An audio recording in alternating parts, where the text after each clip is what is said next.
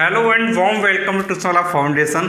Guys, if you wanna get score 80 out of 80 in history and civics, then you must watch this video completely. In this video, I am giving amazing tips and tricks to score 80 out of 80. So we can start. So basic point is how to get 80 out of 80. So there are some points that you should watch. So we can start. The first point is about the dates. अगर तुम यार तैयारी कर रहे हो for the history and civics, तो पहली चीज़ तो ये आती है कि यार अगर एग्जामिनर को इम्प्रेस करना है तो यार तुम्हारा जो डेटा है वो डेट्स के साथ होना चाहिए. फॉर एग्जाम्पल तुमने किसी क्वेश्चन का आंसर दिया, तुमने पूरी कॉपी में ये सब लिख दिया. फॉर एग्जाम्पल ये तुम्हारा कॉपी है. अब यार तुमको इस टाइप की जैसे कॉपी मिली हुई है.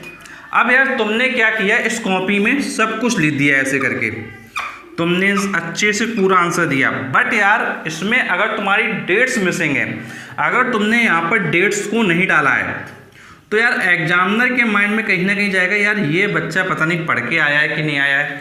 क्योंकि डेट्स इंडिकेट करती हैं कि यार तुमने पढ़ा हुआ था, और अगर डेट्स नहीं होंगी तो यार वहाँ से ये इंडिकेशन आएगा कहीं ना कहीं माइंड में, मालूम नहीं तुमने पढ़ा था नहीं. तो फिर वो क्या है, तुम्हारे आंसर को पढ़ के एक बार चेक करेगा. और अगर डेट्स वगैरह मेंशन होगी, उसको दिखाई देगा बीच में डेट्स हैं, तो एक बार वो क्या है, थोड़ा दो चार लाइन ऊपर की देख के, दो चार नीचे की देख के, दो चार बीच की देख के क्या आगे बढ़ जाएगा आंसर चेक करते समय. तो एग्जामिनर के पॉइंट ऑफ व्यू से अगर एग्जामिनर को देखना है कि यार इस बच्चे ने तैयारी किया है कि नहीं, तो ऑब्वियस सी बात है कोई बच्चा अगर डेट्स को रिप्रेजेंट कर रहा है, डेट्स में से उसने पढ़ा हुआ था, इसी वजह से उसको डेट्स वगैरह याद हैं. तो पहली चीज़ तो तुमको क्या है, डेट्स पर फोकस करना है. चाहे यार ये तुम्हारी डेट्स हिस्ट्री की हों, चाहे यार तुम्हारी ये डेट्स क्या है सिविक्स की हों, तो हिस्ट्री एंड सिविक्स दोनों में तुमको क्या है डेट्स को फॉलो करना है. And the next point is know some points about topics. देखो यार कई बार क्या होता है कि यार हमको लगता है कि हमको सब कुछ आना चाहिए. कई बार माइंड में आता है कि यार पेपर के टाइम बहुत कम बचा हुआ है, लेकिन हमको सब कुछ आना चाहिए जिससे कि मेरे मार्क्स 80 आउट ऑफ 80 आ जाएं. लेकिन तुमको मैं बिल्कुल क्लियर कर रहा हूँ, सब कुछ आना कोई कंपलसरी नहीं है, पूरा आना तुमको कंपलसरी नहीं है. बट यार तुम फिर भी स्कोर अच्छा कर सकते हो. तुम यार सोच रहे हो कि ये कैसे पॉसिबल है, तो बिल्कुल पॉसिबल है. मैं तुमको प्रूफ करके दिखा रहा हूँ कैसे ये पॉसिबल है. जैसे यार फॉर एग्जाम्पल हम बात करते हैं कि तुमने जैसे सब कुछ पढ़ा हुआ था.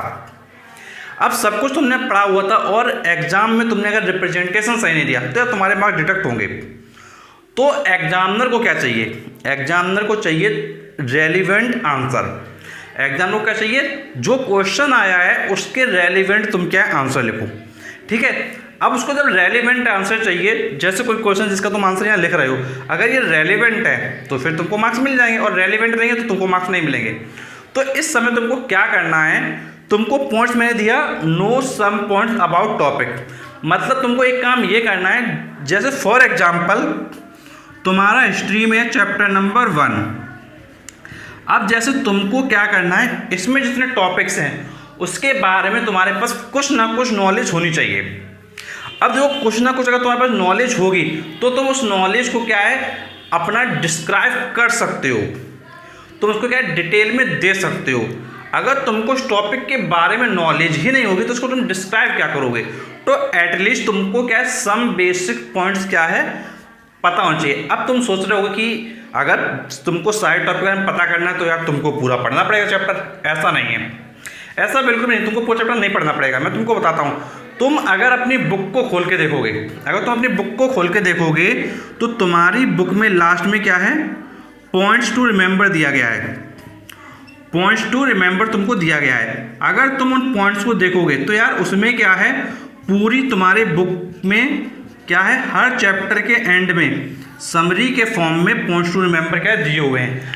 तो तुमको एक पॉइंट ये जरूर ध्यान रखना है कि जो समरी तुम्हारी दी गई है उस समरी पर तुमको क्या है अच्छे से फोकस करना है, और वो तुम्हारे ओवरऑल चैप्टर को क्या है कवर अप कर देगी. तो समरी में तुमको हर एक टॉपिक और चीज़ें क्या है मिल जाएंगी. अब देखो जब ये तुम कर लोगे तो कहीं ना कहीं तुम्हारे पास सारी चीज़ें आ चुकी होंगी. और यार इसके अलावा तुम क्या कर सकते हो, तुम इसके अलावा अपने मल्टीपल चॉइस क्वेश्चन पे जरूर मूव कर देना. देखो मल्टीपल चॉइस क्वेश्चन के लिए तो तुमको यार क्या पढ़ना पड़ेगा. तो एटलीस्ट तुम क्या मल्टीपल चॉइस क्वेश्चन पढ़ लेना। बट यार तुमको मैं पॉइंट नंबर 3 में ये बताऊंगा कि मल्टीपल चॉइस क्वेश्चन तुम्हारे लिए जो मस्ट हैं वो करना कैसे है। देखो नॉर्मली बच्चा क्या करता है, एक क्वेश्चन का रट्टा मारता है। एक क्वेश्चन रट्टा देखो कैसे मारता है, जैसे एक क्वेश्चन तुम्हारे सामने गिवन था, अब तुमने क्या किया, तुमने 4 ऑप्शन देखा और दिमाग के लिए इसके 4 ऑप्शन ऐसे हैं, तुमको ये लगा देना। तुमको ऐसे नहीं करना है। अगर तुम्हारा मल्टीपल चॉइस क्वेश्चन तुम याद कर रहे हो तो तुमको ये ध्यान रखना है कि क्वेश्चन क्या है, तुमको केवल वो पढ़ना है और उसका जो आंसर डायरेक्ट आ रहा है तुमको वो आंसर क्या है लर्न करना है। अगर तुम यार इसमें 30-40 क्वेश्चन करोगे एक चैप्टर में मल्टीपल चॉइस के, तो काफ़ी क्वेश्चन तुम्हारे ऑटोमेटिक तैयार हो रहे होंगे। तो उन क्वेश्चन को तुमको क्या करना है, अपने लॉन्ग आंसर्स में, अपने शॉर्ट आंसर में यूटिलाइज करना है। और ये जो पॉइंट्स टू रिमेंबर इनको यूटिलाइज करना है। तो यार जब तुम सारी चीज़ों को यूटिलाइज करोगे तो तुम क्या है अपनी प्रिपरेशन से जो 80 आउट ऑफ 80 का टारगेट था वो तुम क्या है अचीव के टुवर्ड्स क्या पहुँचोगे। और अगर तुम नहीं करोगे तो फिर क्या है तुम कहीं ना कहीं पीछे रह जाओगे। तो ये तुमको ध्यान रखना है, एमसीक्यू करना है बट एक सिस्टमैटिक मैनर में करना है, जिससे कि तुम्हारे जो मार्क्स हैं वो क्या है इम्प्रूव तुम्हारे हो जाएं। अब यार इसके बाद नेक्स्ट पॉइंट है तुम्हारा रिवीजन। देखो यार एग्जाम तुमको मालूम है कि एग्जाम तुम्हारा कब है। अब एग्जाम के एक दिन पहले एटलीस्ट तुमको एक दिन रखना है, कम से कम एक दिन तुमको रखना है कि एक दिन तुमको लास्ट का जो डे होगा, जो तुम्हारा लास्ट डे होगा उसमें कुछ नहीं पढ़ना है हमको, उसमें सिर्फ रिवाइज करना है और कुछ भी नहीं करना है। अब देखो लास्ट डे में तुम अगर रिवीजन का रखो तो तुम्हारा क्या है, जैसे तुमने पॉइंट्स टू रिमेंबर जो पढ़े हुए थे सारे चैप्टर्स में, समरी जो तुमने चैप्टर की पढ़ी थी उस समरी को तुमने क्या किया है रिवाइज किया है कई बार। उसके बाद तुमने जो मल्टीपल चॉइस क्वेश्चन यहाँ किए होते उनको कई बार क्या रिवाइज किया हुआ है। और इस बीच में तुमको एक काम और करना था जो तुमको बताना भूल गया, वो था सैंपल पेपर। तुमको ज़्यादा सैंपल पेपर नहीं लगाना है, केवल यार तुम क्या कर लो एक सैंपल पेपर कर लो, ज़्यादा नहीं करना है, सिर्फ एक सैंपल पेपर कर लो, जिससे कि तुमको थोड़ा आइडिया ये लग सके कि पेपर कैसा रहने वाला है। एक सैंपल पेपर जरूर कर लो। तो लास्ट डे जो तुम्हारा है रिवीजन का उसके पहले सैंपल पेपर भी एक जरूर कर लेना। तो जब तुम ये सब कर लोगे तो यार तुम्हारे अंदर कॉन्फिडेंस आएगा कि यार मेरी तैयारी है। अब कॉन्फिडेंस था कि मेरी तैयारी है, लेकिन उस तैयारी को एक बार क्रॉस चेक जरूर करना है। क्रॉस चेक कैसे करोगे, तो तुमको अपने रिवीजन का क्या एनालिसिस करना है। पॉइंट नंबर 5, तुमको अपने रिवीजन का क्या करना है एनालिसिस करना है। अगर तुम अपने रिवीजन का एनालिसिस करोगे कि भाई तुमने जो पढ़ा वो तुमको कितना आया। देखो यार एग्जाम में क्या होगा, क्वेश्चन तुम्हारे सामने आ जाएगा और अगर तुम आंसर नहीं कर पाए तो ऑब्वियस सी बात है कि तुम्हारे मार्क्स क्या डिडक्ट हो जाएंगे। तो इसलिए तुमको क्या करना है, इसलिए तुमको क्या है कम से कम एटलीस्ट उस रिवीजन का एनालिसिस करना है कि जो मैंने पढ़ा हुआ था उसमें उसको कितना आया।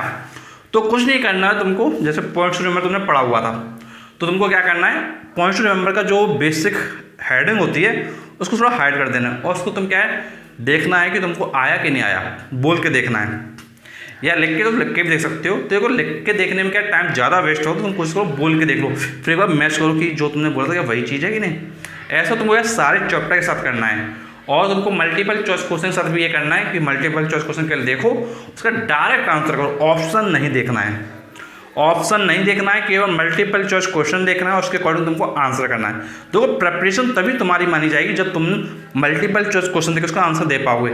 ये नहीं कि तुमको ऑप्शन भी दिए जाएं, ऑप्शन भी दिए जाएं तो फिर वही चीज़ होगी कि मैं एक क्या है मैंने रट्टा मार रखा है कि इसको थोड़ा क्या कर दूंगा, तो वो रट्टा क्या है कई बार काम नहीं करता बिकॉज ऑप्शन पेपर में कई बार क्या है चेंज हो जाते हैं।